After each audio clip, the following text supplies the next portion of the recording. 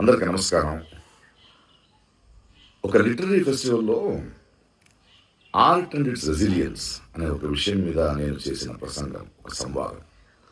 దాని నుంచి కొన్ని మాటల్ని మాత్రం తీసుకొని దాన్ని వక్రీకరించి, నేనేదో అవతార పురుషుడు శ్రీరాముడిని ఎటకారం చేశానని, హిందూ ధర్మాన్ని హర్ట్ చేసే ఫీలింగ్స్ ఇచ్చానని కొందరు ఊగుతున్నారు. అన్ని ధర్మాన్ని, అందరినీ ప్రేమించే నాకు ఆ అవసరమైతే లేదు.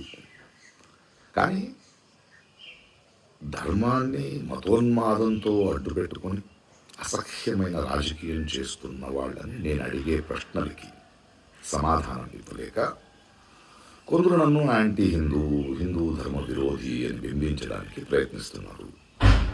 పాపం వాళ్ళ ఏడుపు, వాళ్ళ కష్టం నాకు అర్థమవుద్ది.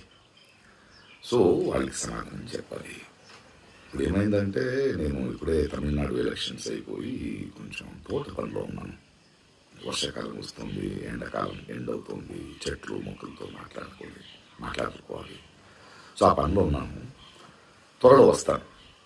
అప్పటిదాకా మీరు మీ పనులు చూసుకుంటారా, లేదా ఇలాగే వాగుతుంటారా, ఊగుతుంటారా, మీ డిసిషన్. ఓకే.